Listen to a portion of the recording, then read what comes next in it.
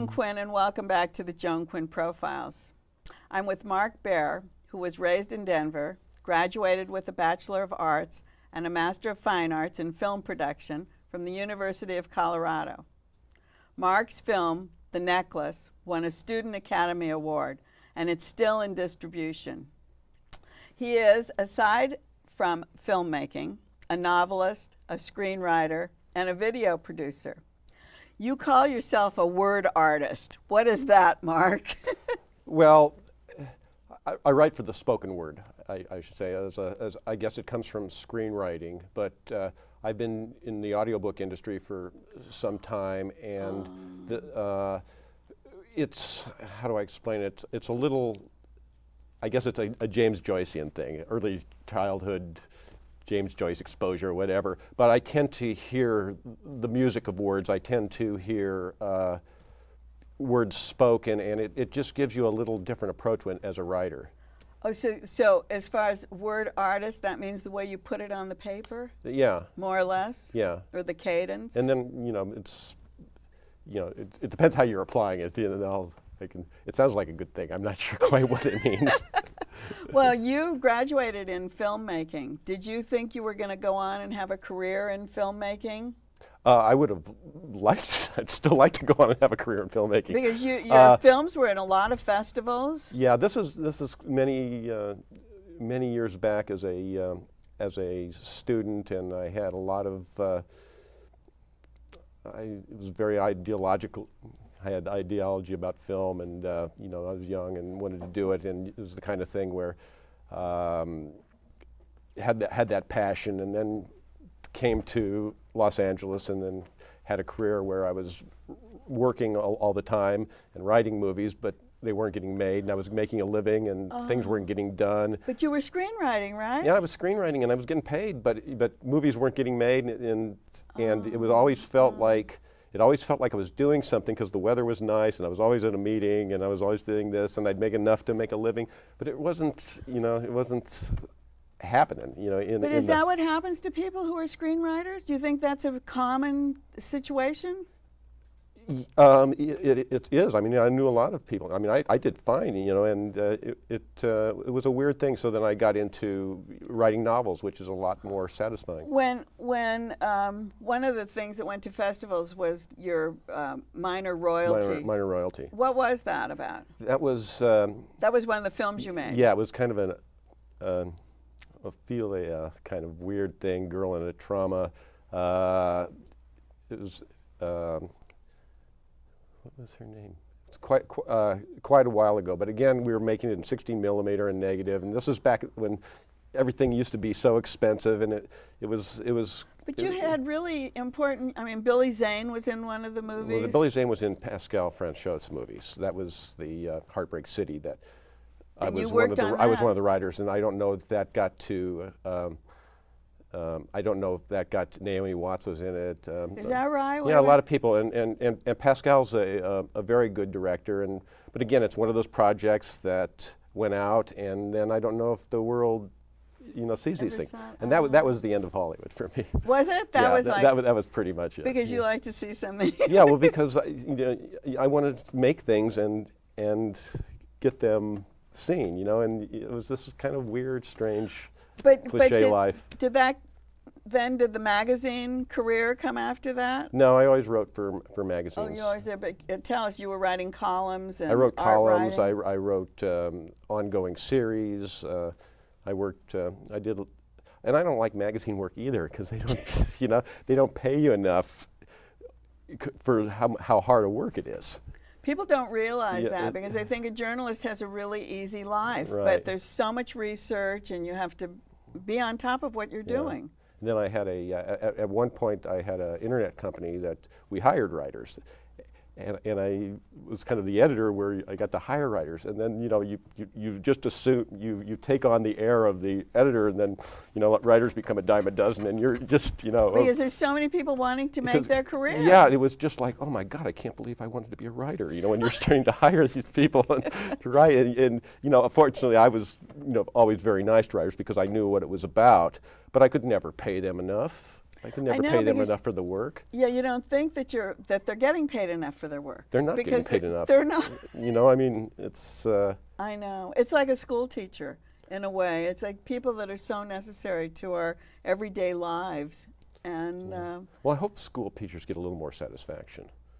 Well, writers get satisfaction. Didn't you always like to see your work in print? I always did. If it was published, I liked to see it. I hated writing, loved having written. That's right. Like Oscar Wilde would say. One of the things that I think was probably a really interesting thing for you was marketing for a jewelry company. To me, that would have been really interesting. Right. I worked with my ex-wife, who was Catherine Post at the time, who's Esmeralda Gordon now.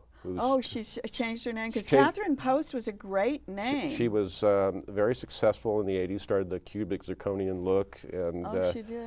one of the starters of that. And she's then changed her name and her look and her design, and she's now in Wilkes-Bashford up north and around the country, and starting a chocolate company. So, what kind of work was she doing?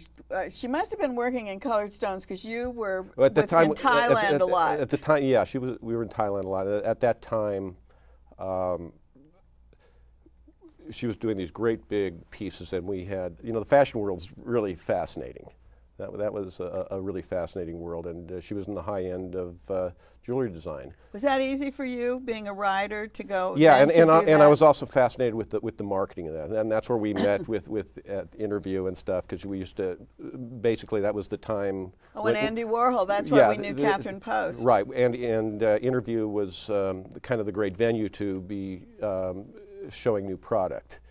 Exactly. And to cutting edge product. Those were interesting days. So that was fun for you. That was fun for me, and it was real interesting. You know, so I learned a lot about marketing, and that's the Warhol days, you call them. Yeah. But did you work with Interview? Were you working with us a lot? I was. Did I see you a lot? Yeah, I was around those days a lot. Because we had always new photographers, people who were looking for different ways to express. Yeah, themselves. it was really an interesting, creative time. But we had the, you know, I was here a long time ago. I was here during the At Sunset years, which was kind of the equivalent of. Oh right. You know, and we had this. At Sunset was kind of a historic. It's where Dukes used to be at one time, and. Everybody passed through there, and we filmed it all and videoed it all, and I mean the archives of that is still being worked out. To do you still have that?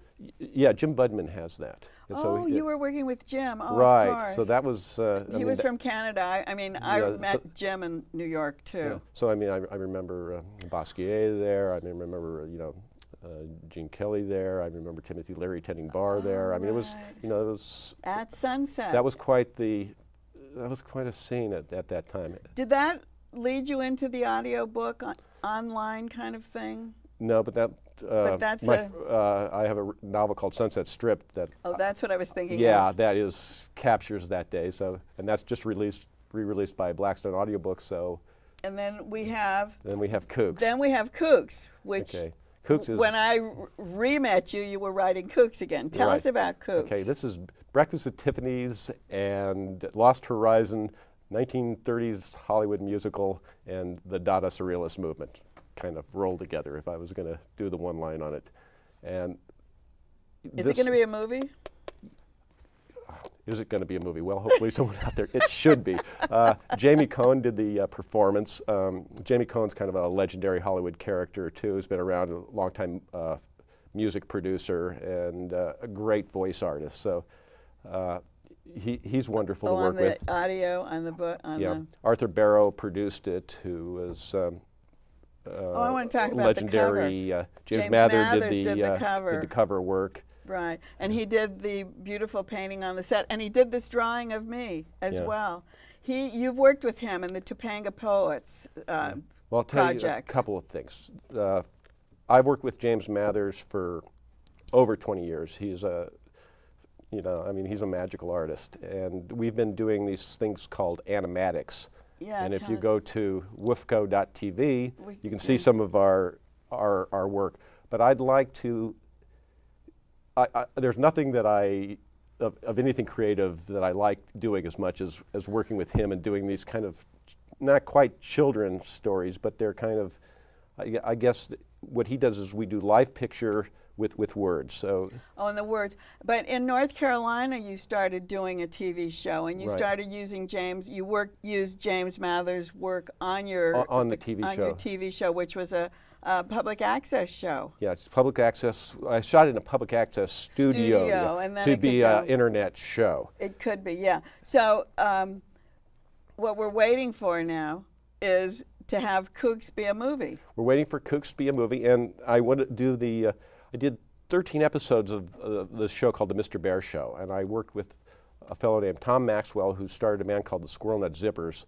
He's a great songwriter, and I worked with a man named Louis St. Louis, who is kind of the Andy right. Warhol of the South. He's a really. That was all in North Carolina. That was in North Carolina. We shot this thing. It was nonfiction storytelling and video art, and that was a lot of fun. And that's Can a you direction I continue would like that? to do. Yeah, and I'd like to continue it in a much bigger way. I love Henry Rollins' show. I love what Right. Henry Rollins is doing on, I guess it's on the Independent Film Channel. And then I saw Laurie Anderson up in Big Sur in a very stripped down show doing kind of storytelling with video art and music. And I mean, she's the best. And so that's the idea of where I'd like to be going. So that's where we are with you. That's where we are. And we're with glad me. you came on to tell us about it. Thank you. Great. Thank Thanks. you very much.